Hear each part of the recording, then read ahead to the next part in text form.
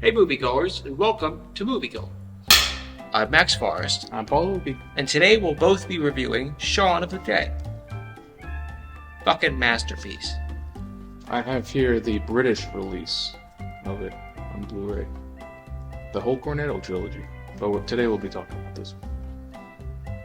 So, Shaun of the Dead, written by Edgar Wright and Simon Pegg, directed by Edgar Wright, and starring Simon Pegg and Nick Frost.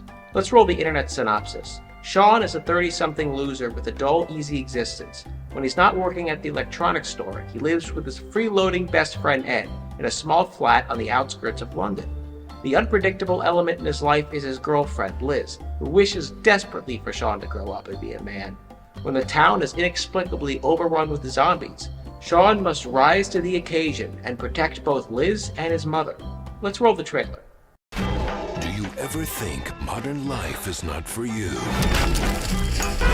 Is your love life dying on its feet? To your wonderful mum. Oh. Go for the head. Purple Rain? No. Sign of the Times? Definitely not. The Batman soundtrack? Throw it. The biggest zombie comedy in British history is invading America. I'm coming! And So without further ado, my loves, likes, and dislikes of Shaun of the Dead. No likes from me. This is all love. This is a spoiler-free review. So, Shaun of the Dead, the zombie coming-of-age film. Edgar Wright once said, "I want to make comedies that are also good movies." And boy, did he achieve that. Not only with this, but with his entire catalog. Hot Fuzz being my favorite. My high school senior quote was "Yarp." This film had great character development. We see Shaun go from zero to hero. This development is crafted incredibly well. I'd get into it if it didn't contain spoilers. Now, anybody who's a fan of Moviegoer will probably know my loves for the early stages of an apocalypse that hint at what's to come. Shaun of the Dead did this brilliantly. I'm not going to say, there's plenty more fish in the sea. I'm not going to say if you love her, let her go. And I'm not going to bombard you with cliches. But what I will say is this. It's not the end of the world.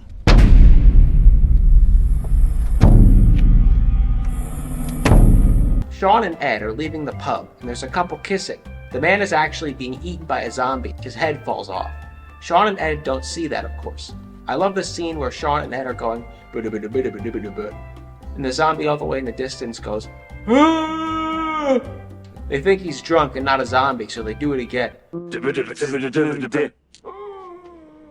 Love it. Lastly, the brilliant and super creative use of Shaun switching channels. Although no one official is prepared to comment, religious groups are calling it Judgment Day. There's panic on the streets of London as an increasing number of reports of serious attacks on people who are literally being eaten alive. Brilliant. I love all of this early apocalypse stuff, and this movie handles it beautifully. The creative filmmaking was off the freaking chain in this film. Shaun and Ed are trying to come up with a plan to handle the zombie apocalypse. Just watch how awesome the filmmakers handle this scene. Okay. Take Pete's car, go round Mum's, go in, deal with Philip. Sorry, Philip. Grab Mum, go to Liz's, pick her up, bring her back here, have a cup of tea, and wait for all this to blow over. Perfect. No, wait, we can't bring her back here. Why not? Well, it's not exactly safe, is it? Yeah. Look at the state of it. Where's safe? Where's familiar? Where can I smoke?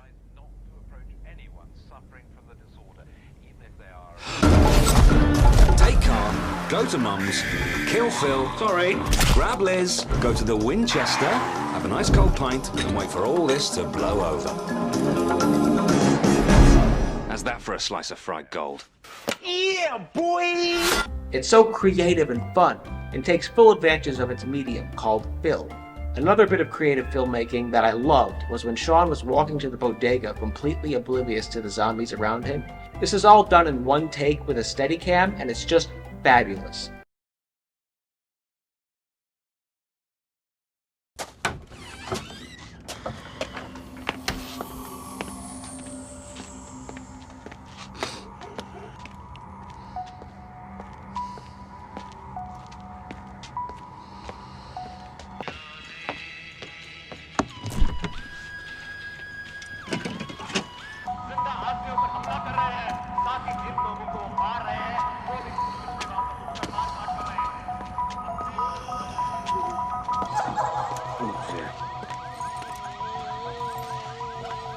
No, I haven't got any change. I didn't even have enough at the fucking shop. So. Oh, dear. This movie would be nothing if the chemistry between Shaun and Ed wasn't top-notch. These are two real-life best friends, and boy does it show. They used to be flatmates when they were younger and were inseparable. That scene in the pub showcases all of this. Come on, man. Talk to me. She said if she stayed with me, she'd end up coming in here every night for the rest of her life like these sad old fuckers, drinking herself to death, wondering what the hell happened. That is harsh. These are rich, interesting characters. Like who? What about her then? Coccicidal maniac. She's an ex-porn star. She's done it all. They say she started in the world's first interracial hardcore loop. Café au lait.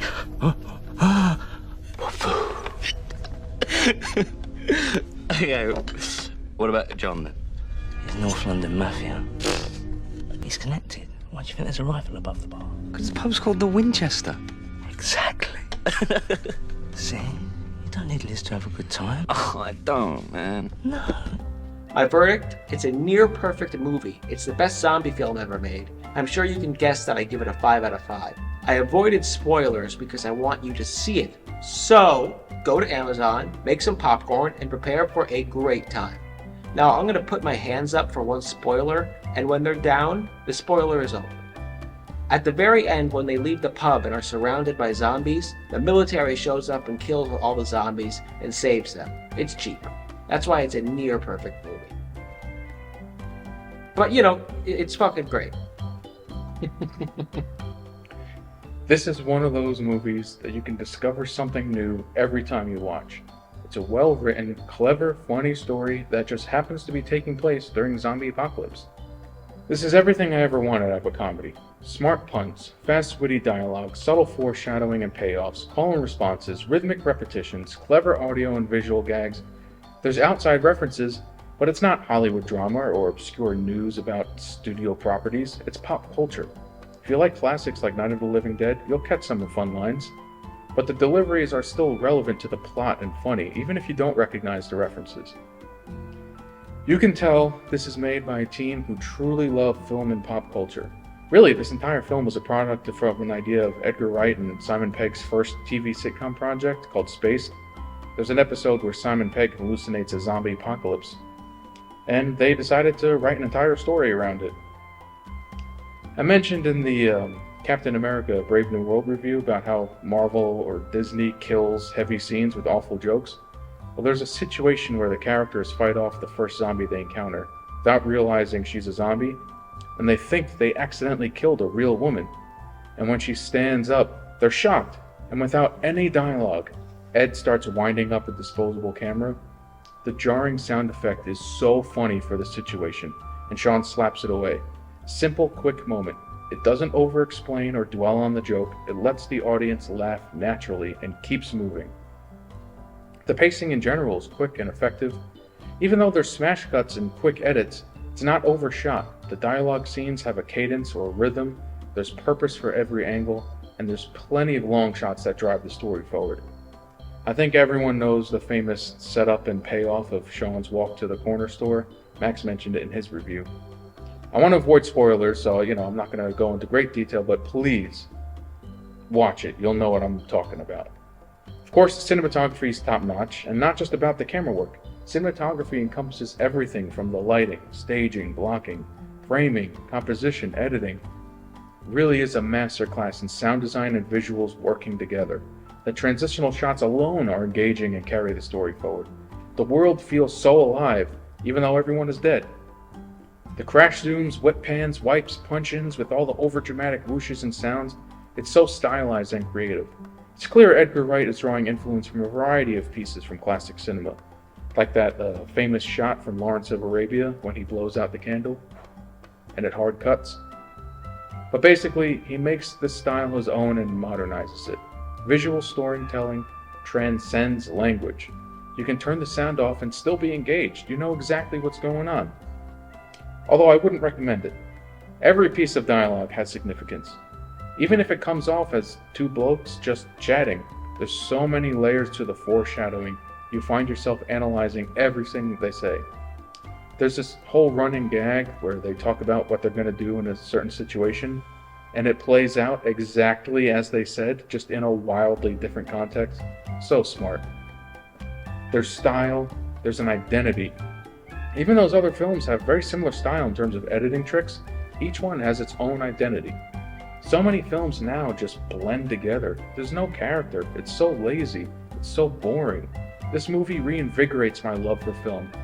So if you're in a rut and sick of watching the same old crap that's circulating all the awful quality streaming services, pop this sucker in and fall in love with true cinema. Solid 4.5 out of 5. Really? Not 5 out of 5? For the ending too. Oh. Same reason as you. Oh, okay. I didn't think that would take away a 0.5. What? I'm a lot harder on it. Yeah, okay. Fantastic review, by the way. Oh, thank you. So I think that we both did very good reviews. Yeah. Yours was really in depth. Yours was good. And yours was great. For a second, I was like, it got a little too good. I was starting to worry. No, yours was good, man. Thanks. And we're pretty much on the same page all the way through. It's funny, Yeah. the things you listed that you loved, like I love too, you know? Yeah, and it's funny. Spoilers, mute, and then Oh, yeah, put when we go like this, put the volume back on. We both had the problem with the end, how the military Yeah. show up and just saved them. Yeah. Yeah. It's minor. I mean, I understand, like, you know. That's why I put near perfect. Yeah, that's why I gave it a 4.5 out of 5. Yeah. Going down. Hello. So. This is one of the movies that got me into, like, wanting to learn more about film. Like, I really wanted to learn how he did all those camera tricks and all the little, all those cool transitional shots. Yeah. Yeah, Edgar Wright's amazing. Yeah, very creative. He said during an interview about how do you believe in yourself. He's like, well, people won't, you know, he said a zombie extra said straight to video, right, mate? And it was like, oh, wow. I love the callbacks, like he's talking to his mom, she's like, oh, I don't want to go. Then Nick Frost is like, we're coming to get you, Barbara. Yeah. Based on, obviously, they're coming to get you, Barbara. Yeah. In the original Night of the Living Dead. And in Land of the Dead, Sean Penn, Simon Pegg and Nick Frost are, they play zombies. Oh, really? Yeah. It's like a thing where it's like a carnival, and you can, like, stand in the middle, and then they're, like, on chains, but they're like, they're gonna eat you, but you're, like, and you get your picture taken. Oh, wow, that's funny. So they were those two zombies. That's pretty funny. That's a fun cameo. Yeah. The dialogue, man, is so good. And it's so quick. Like, it's so witty. Like, that's what I love about it, you know? Yeah. And you mentioned, too, the chemistry between, Simon Pegg and Nick Frost. Like, obviously, they're best friends in real life. And, like, even the little arguments they get into when, Ed's just sitting around playing video games all day and they're just, like, not paying attention to each other. All those little quips back and forth, like, all matter. They all tie into, like, the foreshadow later. It's so clever, the whole thing. Edgar Wright is a master of foreshadowing and payoffs. Yeah, definitely. Yeah. After watching, recent sludge movies, like, it's so refreshing. Sludge comedies? Yeah, sludge comedies, just in general, it's like, it's so refreshing to see, like, just interesting camera work, nice blocking, just, actually, you know what? There's a great YouTube channel called Every Frame a Painting, and he does, like, a really great breakdown of, like, why Edgar Wright's movies are so engaging. That's a great video. I've seen it. Yeah. Yeah, man, I just love... You know what I love? That, it's kind of like a reoccurring gag with the other movies in the Three Flavors Cornetto trilogy is the jumping over the fence gags, where in this one he goes to jump over the fence and it falls over, or like he busts through it, right? And then in Hot Fuzz he, like, does, like, the flips, like, over the fences. And then at World's End, he goes to jump over the fence and the entire thing falls down. Oh, yeah. So I thought that's funny. Like, he even has setups and payoffs in separate movies that are like totally unrelated to each other. I love it, man. I just love creativity and I love passion, and you can tell this is such a passionate movie, you know? Yeah. Outro. Thanks for watching, everybody. And can you please subscribe, share, and comment, and support us on Patreon? Thank you very much. Thanks.